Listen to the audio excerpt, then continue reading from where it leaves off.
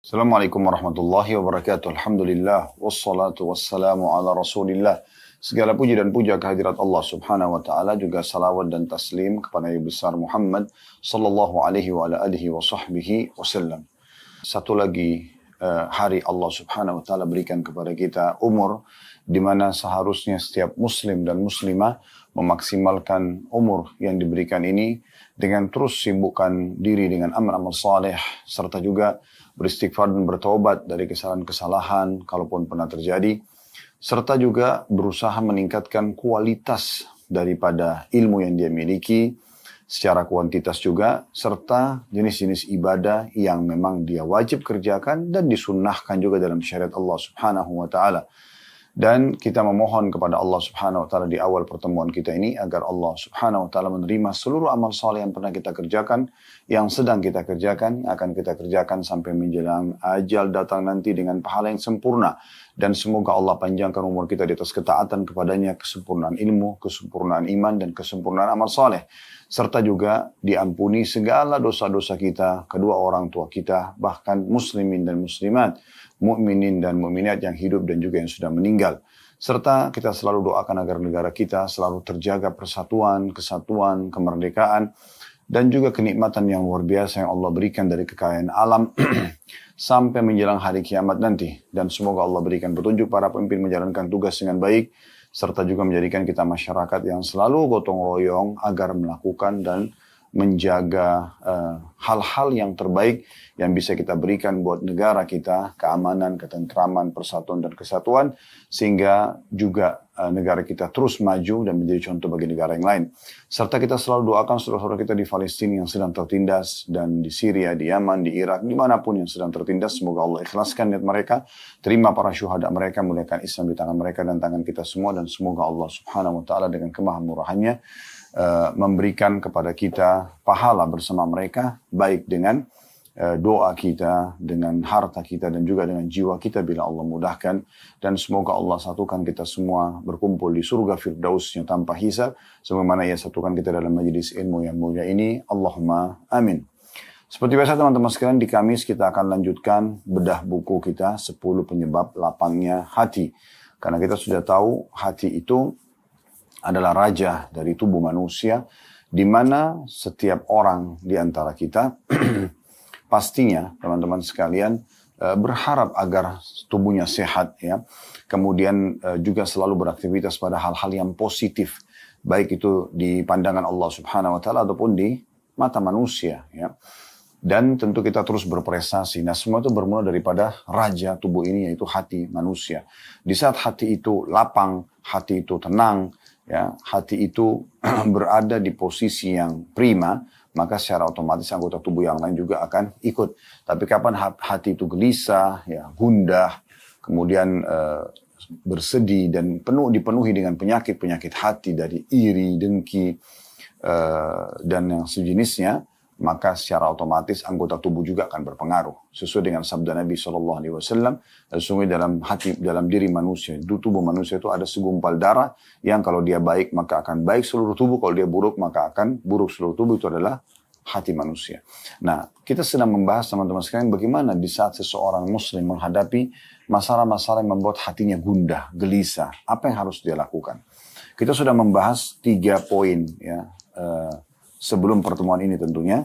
Yang pertama adalah bagaimana mentauhidkan Allah subhanahu wa ta'ala. Dia banja, mau mohon, ya, merengek sama Tuhannya Allah. Kalau dia sedang merasakan nikmat, maka dia memohon agar nikmat itu dipertahankan dan ditambah oleh Allah subhanahu wa ta'ala, dan boleh tamak dengan rahmat Allah. Serta kalau dia sedang menghadapi masalah, dia hanya memohon kepada Allah subhanahu wa ta'ala. Karena kalau dia sedang mendapatkan nikmat, yang ciptakan dia Allah, yang ciptakan juga nikmat itu Allah, yang bisa mempertahankan hanya Allah. Dan kalau dia sedang menghadapi satu musibah atau ujian, maka yang ciptakan dia Allah, yang ciptakan ujian itu Allah, yang bisa mengeluarkan dia dari masalah itu hanya Allah saja. Ini sudah panjang lebar kita jelaskan tentunya. Kemudian yang kedua, bagaimana kita berprasangka baik kepada Allah. Apapun takdir Allah subhanahu wa ta'ala, selalu kita berpikir positif. Kalau itulah yang terbaik yang sudah Allah berikan kepada kita, maka Allah akan memberikan sesuai dengan keyakinan kita. Kemudian yang ketiga adalah bagaimana seseorang bermodalkan ilmu syar'i yang luas, yang banyak. Islam adalah agama ilmu. Tidak ada batasan dalam mempelajari ilmu agama dan selalu saja dianjurkan kita mengejar keutamaan majelis-majelis ilmu. Sehingga memang dalam keseharian seorang muslim dan muslimah adalah ilmu. Bagaimana dia sibuk dari majelis ilmu ke ilmu yang lain. Selalu merasa haus untuk mengetahui apa yang diperintahkan dan dicintai oleh Sang Pencipta Allah. Dan juga selalu meninggalkan apa yang dilarang oleh Allah SWT. Orang kalau punya ilmu agama yang cukup, maka dadanya akan lapang. Karena dia tahu bagaimana bermuamalah dengan apa yang sedang dia hadapi. Nikmat tadi dia bersyukur. Kalau ujian maka dia bersabar dan terus dia lebih manja kepada Tuhannya Allah Subhanahu Wa Taala. Sekarang kita masuk yang keempat, hal yang melapangkan dada dari 10 penyebab lapangnya dada, yaitu berzikir dan juga berdoa kepada Allah Subhanahu Wa Taala. Subhanallah teman-teman sekalian, banyak di antara muslimin tidak memahami masalah ini. Kalau betul-betul apa yang Allah firmankan dalam kitabnya, ala bizikrillahi tatma'innul qulub, bukankah dengan berzikir kepada Allah maka hati-hati itu akan merasa tentram. Banyak orang menganggap ya zikir itu kapan ada saja waktu. Dia tidak menjadikannya sebagai makanan ya buat ruhnya. Padahal sebenarnya sebagaimana Anda kalau lapar Anda segera mengejar makanan ya secara fisik ya, misalnya nasi, lauk pauk, kemudian Anda kalau haus Anda segera mencari minum supaya haus atau dahaga Anda hilang. Kalau Anda capek Anda segera mencari tempat tidur untuk istirahat misalnya. Kalau Anda sakit Anda segera konsultasi dengan dokter untuk mendapatkan obat yang terbaik misalnya. Nah, teman-teman sekalian ini semua ya boleh saja, bukan tidak boleh. Tetapi ada hal yang lebih besar daripada itu. Ya, yaitu bagaimana kita memberikan makanan ruh kita. Berapa banyak orang teman-teman sekalian jasadnya sehat, tapi ruhnya rusak, sakit, tidak pernah diberikan makanan. Nah, makanan ruh itu adalah keimanan, ya. Kemudian berzikir kepada Allah Subhanahu Wa Taala, membaca Al-Quran. Ini semua untuk ruh kita. Berapa banyak orang yang fisiknya mungkin ya kecil, mungkin tidak berotot, tetapi ruhnya sangat besar. Anda pernah dengar mungkin nama seorang sahabat namanya Julaibib radhiyallahu anhu. Julaibib orang yang badannya sangat kecil, wajahnya jelek.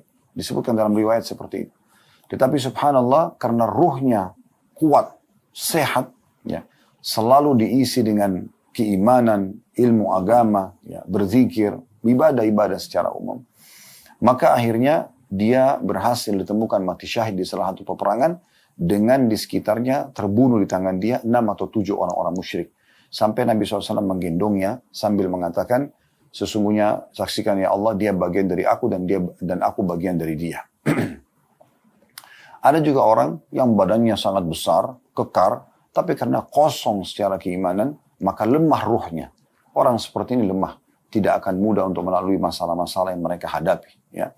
Teman-teman kita sekarang di Gaza memperlihatkan kepada kita bagaimana kalau ruh itu sehat, maka luar biasa. Sebesar apapun tantangan yang datang dalam hidupnya bisa dilalui. Dengan sangat tenang, mayoritas mereka, tidak semua, ada di antara mereka juga memang mungkin yang lemah iman, tapi mayoritasnya kita temukan masih bisa tersenyum di sebelah puing-puing rumah, masjid, ya, kantor, toko mereka. Masih bisa tersenyum dan mengatakan Alhamdulillah di depan jenazah orang-orang yang mereka cintai. Masih bisa tersenyum di saat mereka hanya bisa makan rumput-rumput, bekas-bekas makanan, meminum air yang didapatkan netes dari saluran-saluran yang tidak jelas bersih atau tidak. Mereka tidak usah bicara hal-hal yang besar seperti bisa tidur, bisa mandi. Nggak bisa buat apa-apa. Kematian di depan mata. Itu pun setiap saat bisa diserang dan dibantai oleh para penjajah yang semoga Allah ya, binasakan mereka dan selamatkan kaum muslimin dari kejahatan mereka. Tapi karena ruh mereka sangat kuat, mereka selalu berzikir, membaca Al-Quran. Mereka yakin dengan keimanan dalam hatinya, maka ruhnya sangat kuat, kekar sekali. Ya, kalau bisa dikeluarkan ruh tersebut lalu diperlihatkan bagaimana ototnya, bagaimana kokohnya dia, maka pasti orang akan merasa cemburu. Walaupun jasadnya mungkin secara manusia ini kecil. Tapi subhanallah ruh mereka sangat kuat. Nah itu, berapa banyak orang yang jasadnya kuat, jabatannya tinggi, tapi begitu ditimpa dengan sedikit musibah kecil, maka sudah cukup membuat dia kalang kabut dan tidak tahu harus melakukan perbuatan apa. Bahkan sampai pada tingkat mereka ada yang bunuh diri, ya, atau melakukan perbuatan-perbuatan dosa yang lebih besar lagi seperti mabuk-mabukan, ya, kemudian berzina dan segala macam yang membuat mereka makin jauh dari Allah Subhanahu wa taala. Teman-teman sekalian, zikir adalah makanan ruh yang dibutuhkan sekali. Jadi Anda harus merasa dia lebih Anda butuhkan daripada makanan di saat lapar, minuman di saat haus. Begitu juga dengan doa. Doa ini subhanallah alat, ya, perangkat yang Allah subhanahu wa ta'ala siapkan agar Anda langsung bermunajat dengan sang raja yang sebenarnya. Sang pencipta alam semesta ini. Zat yang maha kaya, yang maha kuasa. Ya. Dan Allah subhanahu wa ta'ala tidak meminta Anda, ya, untuk melalui sekretaris khusus, tanda kutip di sini. Anda tinggal menghadap kiblat, memuji Allah, walaupun dengan sederhana Anda mengatakan Alhamdulillah, Anda membacakan salawat kepada manusia terbaik Nabi Muhammad SAW, kemudian Anda sampaikan hajat Anda. Maka sudah cukup. Ya. Dan ini Allah SWT kekalkan dalam Al-Quran. Wa idha sa'alaka ibadi anni fa inni qarib. Hai Muhammad, kalau ditanyakan kepadamu oleh hamba-hambaku tentang aku, katakan aku sangat dekat. Ujibu da'watad da'i dada'an. Aku akan terus menjawab permintaan orang-orang yang meminta kepadaku. Falyastajibu li wal yu'minu bi. Oleh karena itu mereka mohonlah kepadaku. Lalu mereka beriman kepadaku. La'allahum yarshudun. Semoga mereka mendapatkan petunjuk. Dan Nabi Muhammad SAW sudah mengatakan tidak ada seorang muslim di muka bumi yang berdoa kecuali Allah terima. Hanya saja melalui salah dari 3 tahapan. Bisa diberikan langsung di saat itu. Atau Allah hilangkan keburukan yang akan menimpa dia, ya, atau Allah akan simpankan yang dia panen dalam bentuk pahala pada hari kiamat. Cuma memang yang perlu digarisbawahi, jawaban doa yang Allah berikan sesuai dengan sistem atau sunnatullah yang Allah sudah ciptakan. Anda kalau lapar, Anda mengatakan, ya Allah hilangkan lapar saya. Tidak spontan laparnya hilang, tapi Allah mudahkan kita dengan sistem yang sudah Allah buat, hilangkan lapar oleh proses makan. Anda akan mendapatkan makanan, Anda akan bisa mengunyahnya, menelan melalui tenggorokan Anda, lalu dikelola dengan usus Anda, kemudian barulah lapar itu hilang. Anda capek, Anda mengatakan, ya Allah, hamba-Mu letih sekali, capek. Maka Allah buat Anda mengantuk, Anda bisa tidur beberapa jam, lalu kemudian Anda segar kembali. Apa saja, ya. Anda sakit misalnya, Anda mengatakan, ya Allah, hamba-Mu sakit, sembuhkanlah. Allah nggak lemparkan obat dari langit. Tapi Allah mudahkan kita bertemu dengan dokter atau obat yang tepat, kemudian kita bisa sembuh. Setelah tentu melalui prosesnya, yaitu beberapa saat mengkonsumsi obat tersebut misalnya, baru Allah SWT berikan. Nah, seperti itu kurang lebih gambarannya. Maka ini 2 hal yang luar biasa. Sebenarnya kalau dibahas zikir sendiri saja, sudah luar biasa, panjang bahasannya. Begitu juga kalau orang bahas doa juga panjang bahasannya. Ya, tapi penulis ini menyatukan keduanya, berzikir dan berdoa kepada Allah Subhanahu wa Ta'ala. Kita coba bacakan apa yang ditulis oleh penulis pada saat menjelaskan perkara yang keempat yang melapangkan darah dari 10 perkara di bahasan buku ini. Di halaman 17 bagi yang pegang bukunya, ya. Kata penulis di sini, wahai orang yang sempit dadanya dan keruh urusannya, angkatlah telapak tangan ketundukan kepada kekasih Anda. Sampaikan keluhan dan kesedihan Anda kepadanya. N-nya besar kata ganti Allah. Dan alirkan air mata di hadapannya. Ketahuilah, semoga Allah Azza wa Jal memelihara Anda, bahwa Allah Azza wa Jal lebih sayang kepada Anda daripada kasih sayang ayah, ibu, sahabat karib, dan anak-anak Anda kepada Anda. Terdapat beberapa jenis zikir mengenai hal tersebut di antaranya. Jadi di sini disebutkan beberapa jenis zikir dan juga sekaligus bisa dikatakan sebagian juga nanti akan disebutkan doa yang akan mengeluarkan Anda dari permasalahan Anda.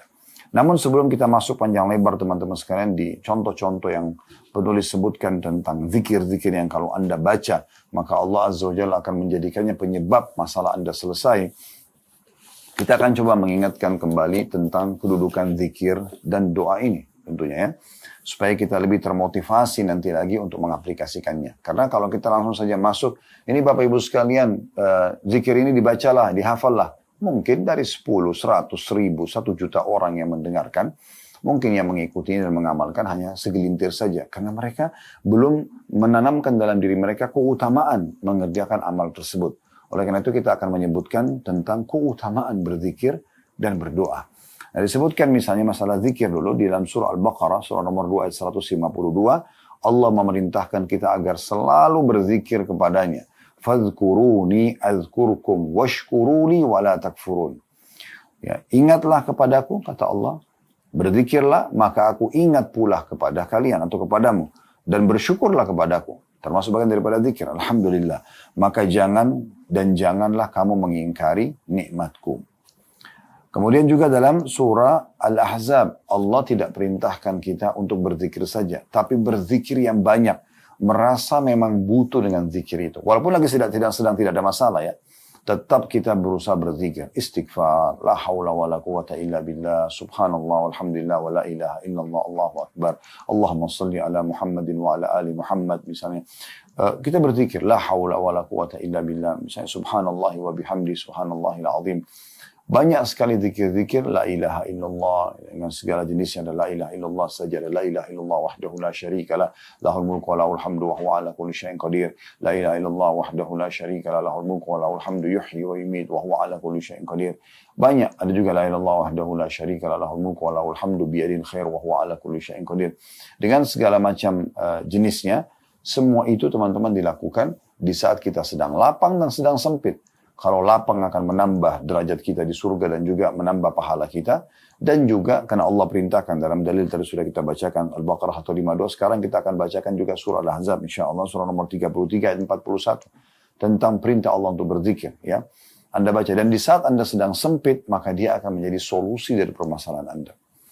Allah berfirman, Ya ayyuhalladzina amanu dzkurullaha dzikran katsira. Wahai orang-orang beriman berzikirlah kepada Allah dengan zikir yang banyak. Banyak. Kalau Anda cuma mengandalkan zikir habis sholat saja, itu bagian kecil daripada zikir yang harusnya Anda amalkan dalam keseharian. Ya, sebagian salaf bahkan ada yang beristighfar dalam sehari sampai 1000 kali misalnya. Ya, karena kan mengulang-ulanginya ya. Sekali berzikir bisa sampai 100 kali. Sebagaimana para sahabat mengatakan, kami menghitung Nabi SAW dalam satu majlis. Ya, mengatakan, Rabbi gfirli wa tub alayya. Wahai Tuhanku maafkanlah aku dan terima taubatku. Itu dalam satu majlis sampai 100 kali. Berarti majelis yang lain mungkin beliau akan membaca lagi. Jadi zikir yang sangat banyak. Kemudian juga di dalam firman Allah Subhanahu wa taala yang lain Al-Ahzab juga masih sama di ayat 35-nya وَالذَّاكِرِينَ اللَّهَ كَثِيرًا وَالذَّاكِرَاتِ أَعَدَّ اللَّهُ لَهُمْ مَغْفِرَةً وَأَجْرًا عَظِيمًا. Laki-laki dan perempuan yang banyak berzikir, mengingat Allah dan juga menyebut-nyebut nama Allah, maka Allah telah menyediakan untuk mereka ampunan dan pahala yang besar. Pahala yang besar. Ya. Kemudian dalam surah Al-A'raf, ayat surah nomor 7 ayat 205, yang berbunyi, وَاذْكُرْ رَبَّكَ فِي نَفْسِكَ تَضَرُّعًا وَخِيفَةً وَدُونَ الْجَهْرِ مِنَ الْقَوْلِ بِالْغُدُوِّ وَالْآصَالِ وَلَا تَكُنْ مِنَ الْغَافِلِينَ. Dan sebutlah nama Rabbmu dalam hatimu dengan merendahkan diri dan rasa takut, dan dengan tidak mengeraskan suara, teriak-teriak maksudnya. Ya. Di waktu pagi dan petang, dan janganlah kamu termasuk orang-orang yang lalai. Termasuk orang-orang yang lalai. Begitu juga dengan sabda Nabi SAW di dalam hadis yang diriwayatkan oleh Bukhari, di jilid 11 halaman 208, kata Nabi SAW, Mathalul ladhi yadhkuru rabba wal ladhi la yadhkuru rabba mathalul hayyi wal mayyit. Perumpamaan dan perbedaan antara orang yang berzikir kepada Tuhannya dan orang yang tidak berzikir seperti orang mati dan orang hidup. Ya. Seperti orang hidup dan orang mati. Orang yang berzikir seperti orang hidup dan orang yang tidak berzikir seperti orang yang mati. Anda bisa bedakan antara orang yang hidup duduk di satu sisi sebelahnya diletakkan jenazah. Akan sangat berbeda. Ini bisa melihat, ini bisa mendengar, ini bisa beraktivitas, bisa bersuara, masih bisa menambah amalnya, masih bisa beristighfar dari urusan. Ini sudah tidak bisa sama sekali. Nah, sampai diberikan perumpamaan seperti itu. Seperti orang hidup dan orang mati kalau orang yang berzikir dengan tidak berzikir. Jadi sebenarnya makna hadis ini teman-teman sekalian, hadis Bukhari yang sahih ini, kalau ada orang yang hidupnya tidak ada zikir kepada Allah SWT atau sedikit sekali zikirnya, seperti orang yang mati. Ya. Seperti percuma dia hidup. Dia tidak mengingat Tuhannya Allah Subhanahu wa ta'ala. Dalam sebuah hadis yang lain, diriwayatkan Imam Muslim, Mathalul baiti alladhi yuzkarullahu fi wal baiti alladhi la yuzkarullahu fi mathalul hayyi wal mayyit. Perumpamaan rumah yang di dalamnya ada zikir kepada Allah dan rumah yang tidak ada zikir di dalamnya kepada Allah, perumpamaan seperti orang hidup dan juga orang yang sudah meninggal. Jadi di sini bukan hanya sekedar dia lagi duduk saja di musallahnya, tapi di rumahnya juga dia berzikir, di kendaraannya juga dia berzikir. Ya. Kemudian dalam hadis yang lain juga, hadis yang diriwayatkan oleh Tirmidzi di jilid 5 halaman 459 dan Ibnu Majah juga di jilid 2 halaman 1245 dan ini disahihkan oleh Syekh Albani di mana Nabi SAW bersabda, Ala unabbi'ukum bi khairi amalikum. Mau enggak aku tunjukkan kepada kalian amal kalian yang paling baik? Wa azkaha 'inda malikikum, dan paling suci di sisi Tuhan kalian. Maksudnya paling maksimal pahala yang bisa kalian dapatkan.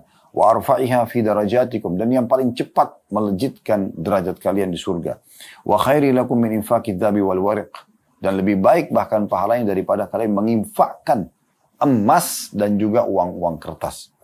Wa khairi lakum min an talqaw aduwakum fatadribu anaqahum wa yadribu anaqakum, bahkan lebih baik lagi daripada kalian bertemu dengan musuh kalian lalu kalian menebas leher mereka, membunuh orang-orang lawan musuh-musuh agama di medan perang, atau kalian dibunuh sehingga kalian mati syahid. Maka para sahabat mengatakan, qalu bala, siapa yang nggak mau? Ditunjukkan amalan, yang amalan ini paling baik di antara semua amalan, yang paling baik.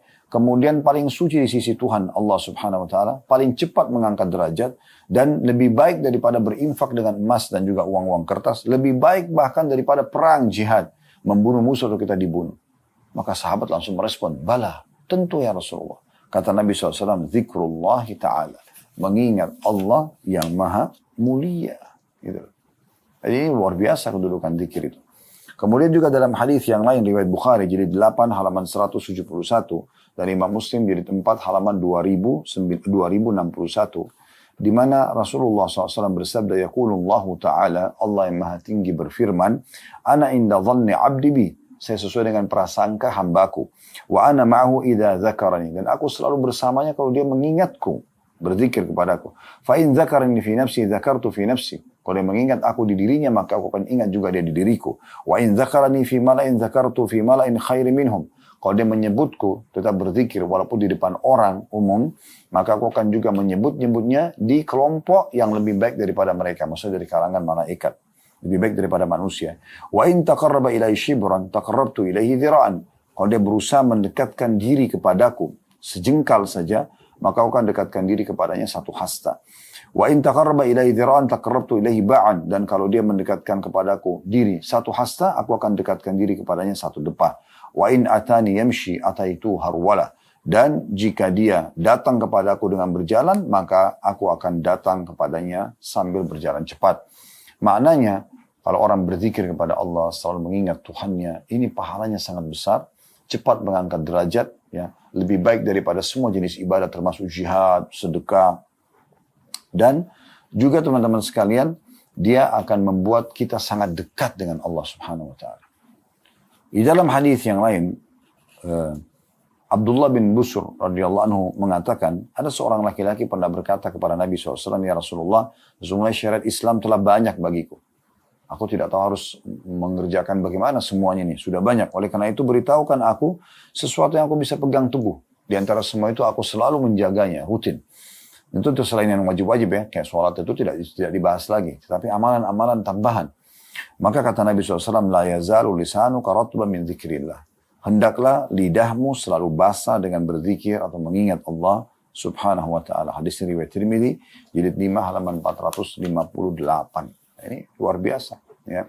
Bagaimana kita bisa tahu atau kita melihat ya keutamaan zikir, dan tentu kalau kita ingin bahas ini tentang keutamaan zikir luar biasa banyaknya ya, luar biasa banyaknya.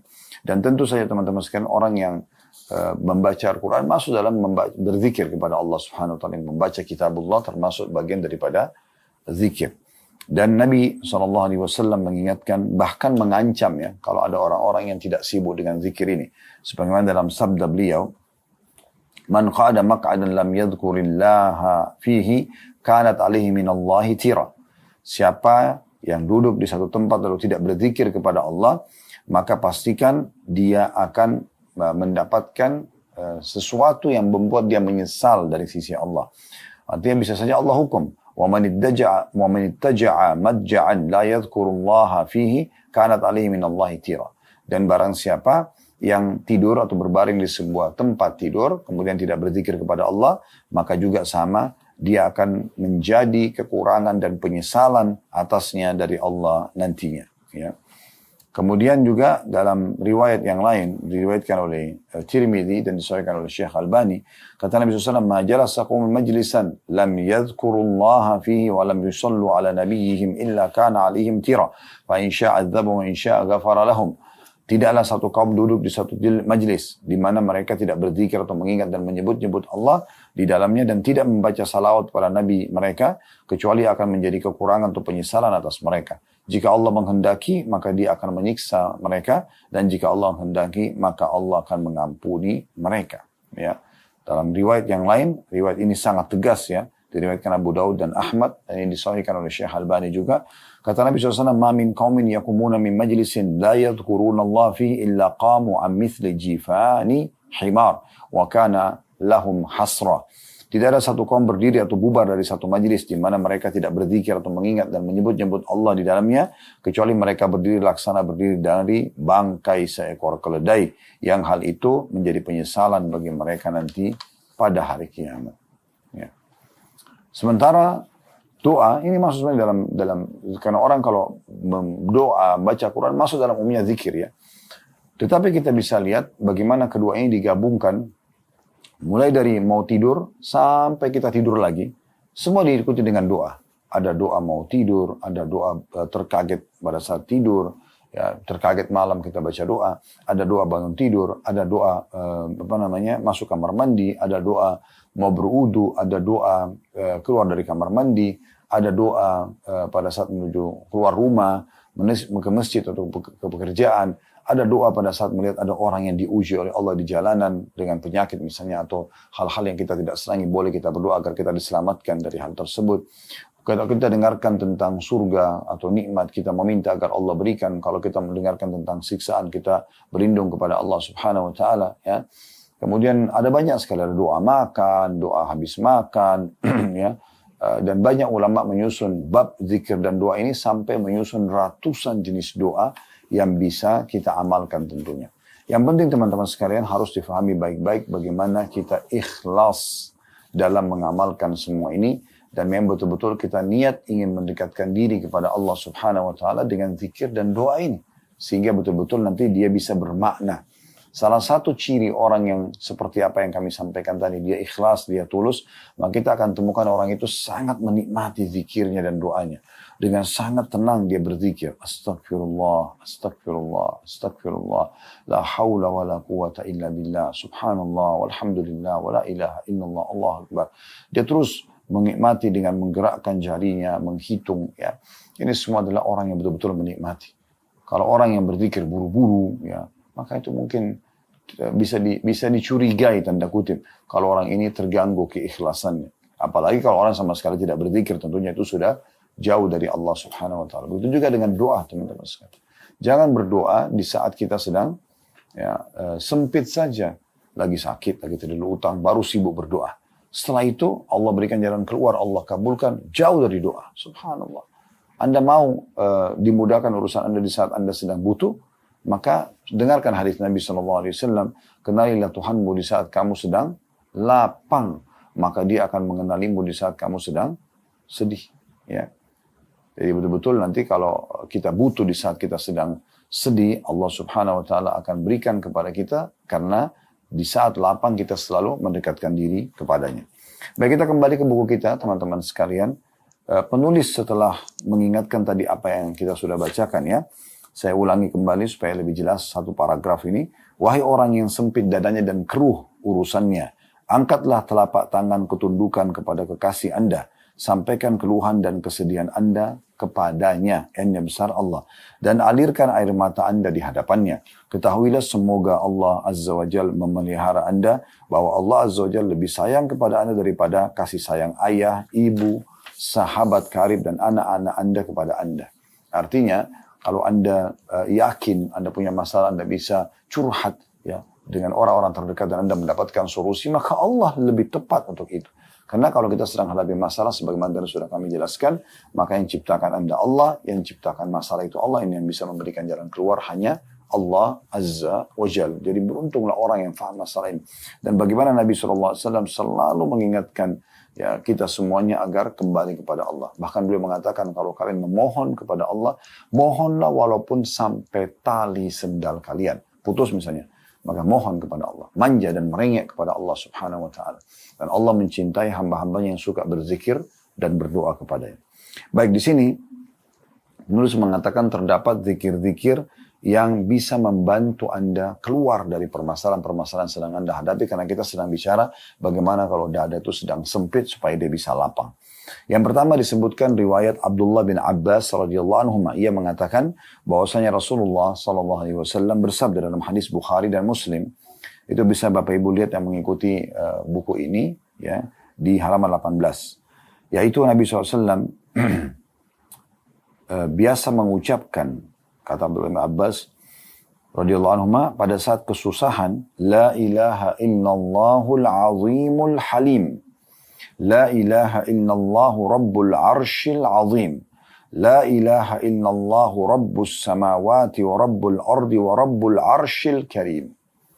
Jadi ini potongan-potongan zikir yang kalau Anda baca, maka pastikan teman-teman sekalian akan selesai urusan Anda. Jadi kalau Nabi SAW dalam kesulitan selalu membaca ini, sehingga Allah berikan jalan keluar dari permasalahannya. Potongan pertama dari zikir ini, la ilaha illallahul azimul halim. Tidak ada Tuhan yang berhak disembah, ya, kecuali Allah yang maha agung lagi maha penyantun. Al-azim, agung, al-halim, penyantun. Artinya yang akan memenuhi kebutuhan dan permohonan hamba-hambanya. Ini potongan pertama. Hafal baik-baik di luar kepala Anda. La ilaha illallahul azimul halim. Ya. Jadi fahami maknanya, Anda akan mudah menghafalnya. Tidak ada Tuhan yang berhak disembah kecuali Allah yang maha agung dan yang maha penyantun. Al-azim, agung, al-halim, penyantun.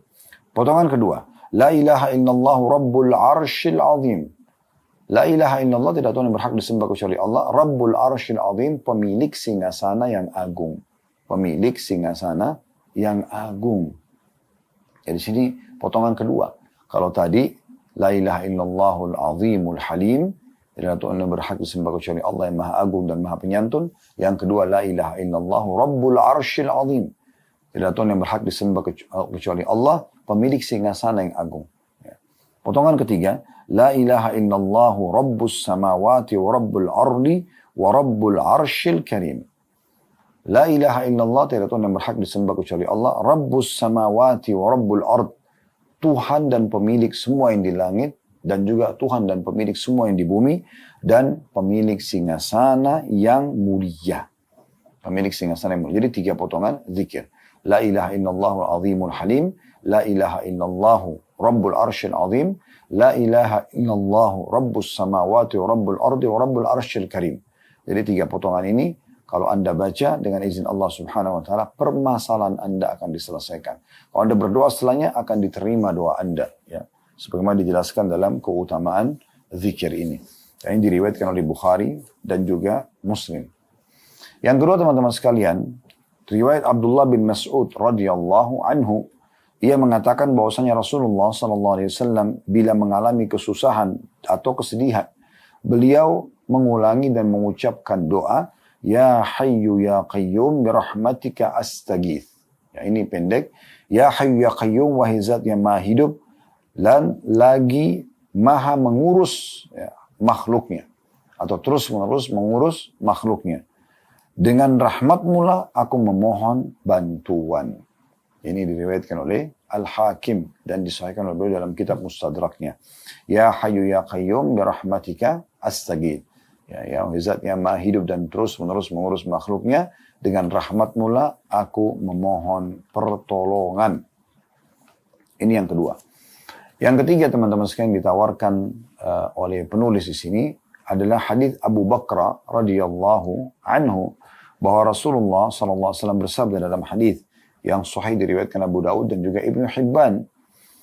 Kata Nabi SAW, da'awatul makrub, doa-doa saat kesusahan supaya dapat jalan keluar, ialah, bacalah, Allahumma rahmataka arju fala takilni ila nafsi tarfata ain wa aslih li sya'ni kullahu la ilaha illa ant. Artinya, Allahumma rahmataka arju, ya Allah rahmatmu lah yang aku harapkan. Fala takilni ila nafsi, maka jangan engkau menyerahkan aku kepada diriku sendiri, tarfata ain, sekejap mata pun. Wa aslih li sya'ni kullahu la ilaha illa ant. Maka perbaikilah semua keadaanku. Sempurnakanlah semua keadaanku dan urusanku. Tidak ada ilah atau Tuhan yang berhak disembah dengan benar kecuali Engkau. Ya, jadi ini potongan doa yang luar biasa. Nabi SAW memang sudah sebutkan, ya bukan sebagai opsional, tapi sebagai inti daripada solusi keluar dari satu kesulitan atau kesedihan. Yaitu dengan membaca Allahumma rahmataka arju. Ya Allah, rahmatmu lah yang aku harapkan. Fala takilni ila nafsi tarfata ain. Jangan engkau biarkan aku sekejap pun untuk mengambil keputusan sendirian. Ya. Wa aslih li sya'ni kullah. Dan perbaiki semua keadaanku. Mudahkan semua urusanku. La ilaha illa anta. Tidak Tuhan yang berhak disembah kecuali Engkau. Kita ulangi dari awal ya.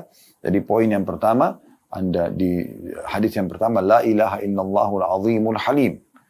La ilaha illallah rabbul arshil azim. La ilaha illallah rabbus samawati wa rabbul ardi wa rabbul arshil karim. Ini yang pertama. Yang kedua, ya, kita membaca tadi, ya hayyu ya qayyum birahmatika astagith. Ya. Ini zikir yang kedua. Zikir yang ketiga, Allahumma rahmataka arju, fala takilni ila nafsi tarfata ain, wa aslih li sya'ni kullah, la ilaha illa anta. Sekarang kita perhatikan teman-teman sekalian, maknanya sangat dalam ya. Ini zikir yang ketiga. Ya Allah, rahmatmu lah yang aku harapkan. Rahmat maksud dalamnya, ini terjemahnya bahasa Indonesia karunia ya. Maksud dalamnya rezeki, terpenuhi kebutuhan, dimaafkan dosa, solusi dari permasalahan. Jadi ini luar biasa nih ya. Rahmat itu kita minta. Kemudian kita mengatakan, fala takilni ila nafsi tarfata ain. Jangan engkau biarkan aku yang ambil keputusan. Berarti menandakan manja banget sama Allah ini ya. Manjanya luar biasa sampai-sampai dia tidak mau ya sekejap mata pun mengambil keputusan sendiri. Biarkan Allah yang putuskan. Pernikahan, pekerjaan, apalah semua keputusan itu, biarkan Allah yang putuskan. Ya. Maka ini sangat baik untuk dia baca. Ini memang Nabi sudah bilang da'awatul makrub. Doa-doa yang akan memberikan solusi dari permasalahan.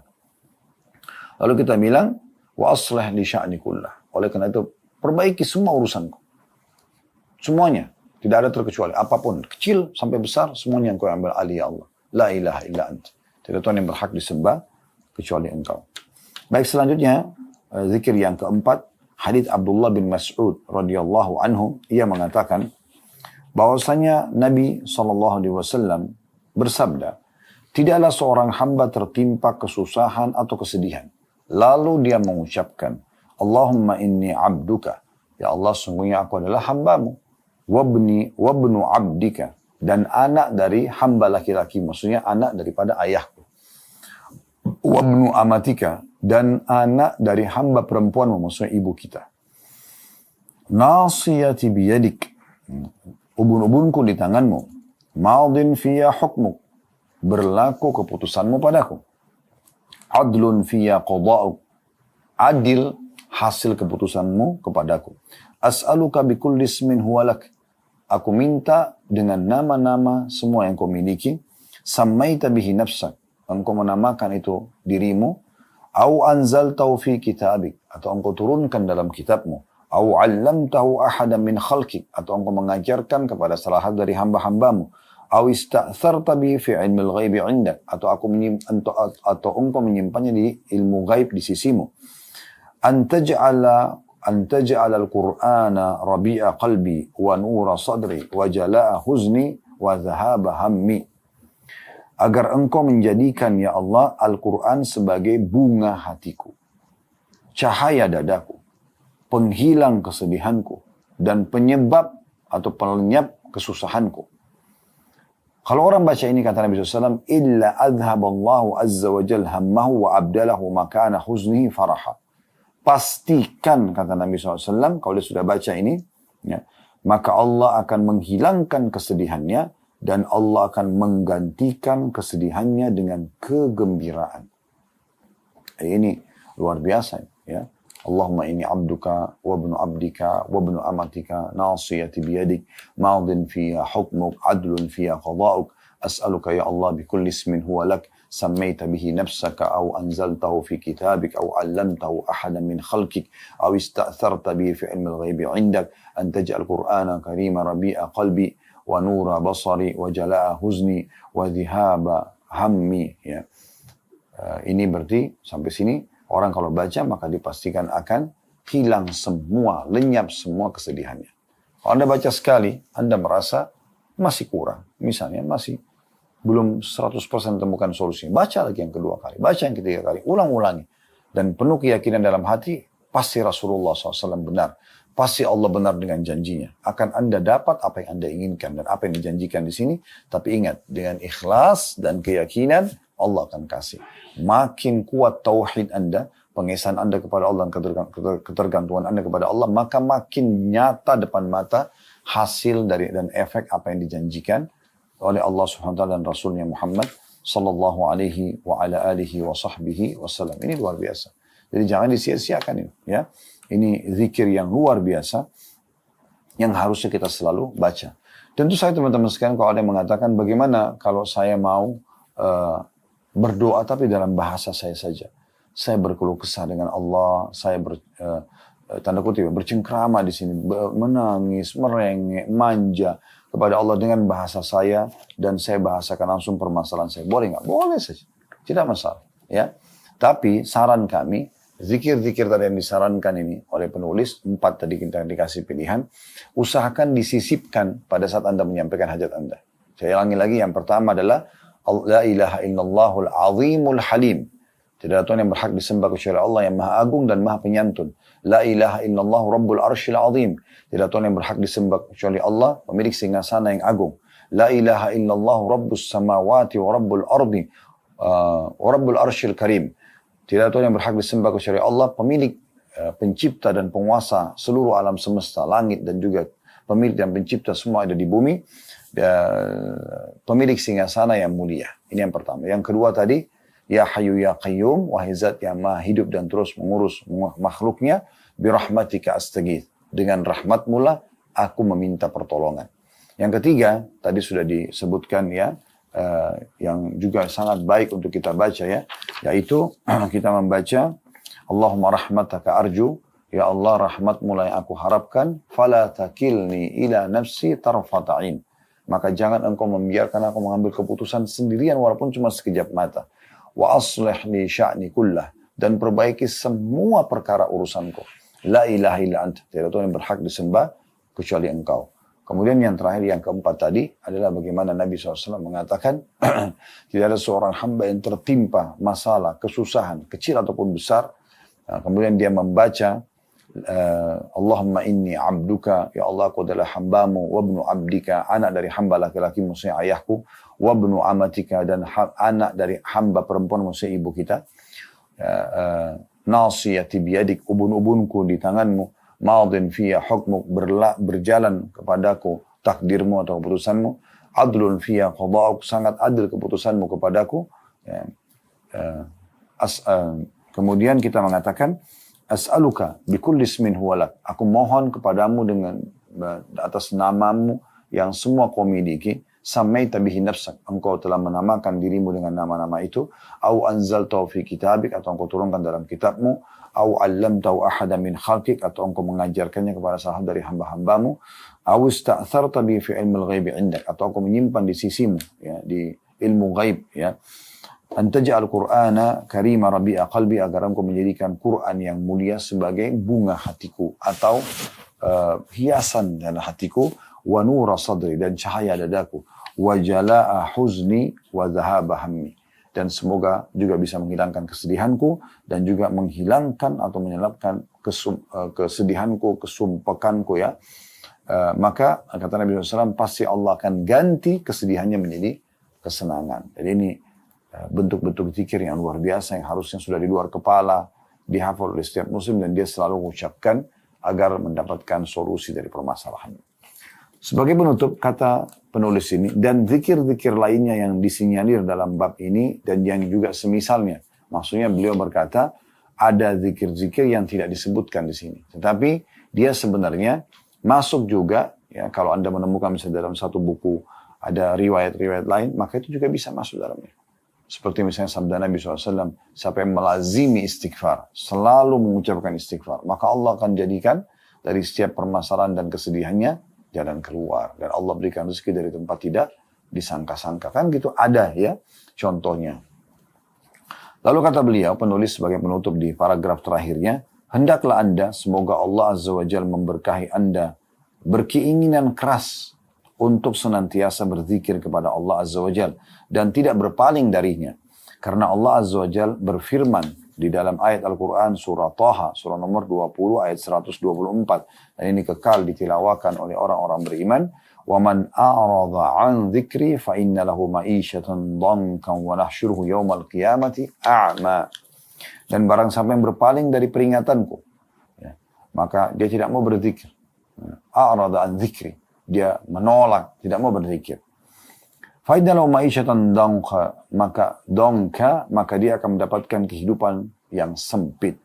وَنَحْشُرُهُ يَوْمَ الْقِيَامَةِ أَعْمَى. Dan kami akan bangkitkan dia pada hari kiamat dalam kondisi buta. Jadi opsinya adalah kita berzikir dapat ketentraman dan pahala yang besar, ya, atau kita menolak maka akan na'udzubillah terhina. Ya, Allah Subhanahu wa taala akan berikan kehidupan yang sempit, walaupun rumahnya luas, mobilnya mewah, hartanya melimpah, tidak ada kegembiraan, tidak ada kebahagiaan. Ya, karena memang Allah Subhanahu wa taala angkat itu kehidupan yang sempit. Jadi walaupun fasilitas lengkap tapi tetap saja sempit dadanya. Dan nanti pada hari kiamat karena dianggap dia tidak mau berzikir, maka dia akan, ya, dibangkitkan dalam kondisi buta matanya. Di dunia aja kita tidak bisa lihat, sudah malah terganggu. Semoga Allah menjaga kenikmatan mata ini sampai kita meninggal dalam kondisi sehat, sempurna, dan seluruh anggota tubuh yang lainnya. Allahumma amin. Di hari kiamat kita lebih butuh penglihatan karena kita harus lihat ada neraka, ada surga. Ya. Jadi kita kalau buta betul-betul tidak tahu harus melangkah kemana. Ya. Di dunia mungkin masih ada yang pandu, di akhirat tidak ada. Maka orang-orang yang tidak mau berzikir kepada Allah, tidak mau berdoa kepada Allah, dianggap orang-orang yang sombong, karena akhirnya mereka akan dibangkitkan pada hari kiamat, ya, dalam kondisi buta.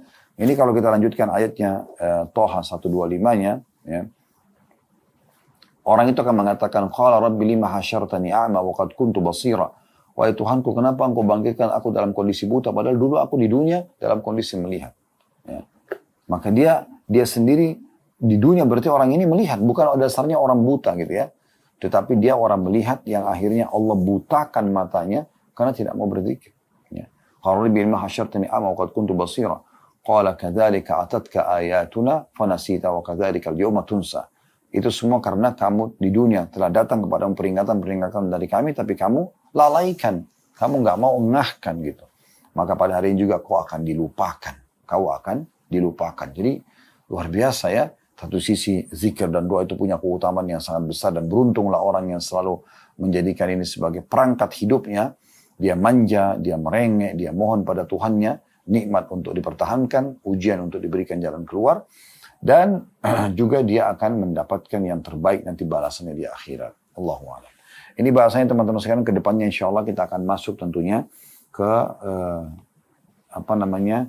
poin yang kelima dari 10 poin penyebab lapangnya dada, itu bersegera meninggalkan kemaksiatan dan muhasabah atau introspeksi diri. Semoga Allah Subhanahu wa taala menjadikan kita orang yang selalu berzikir, selalu berdoa kepadanya, dan selalu saja mendekatkan diri kepada Allah Subhanahu wa taala, menikmati ibadah-ibadah tersebut sehingga selalu saja mendapatkan solusi dari permasalahan, dan juga selalu bisa bersyukur terhadap nikmat yang ada sehingga Allah selalu tambah dan Allah berikan balasan yang besar nanti pada hari kiamat nanti.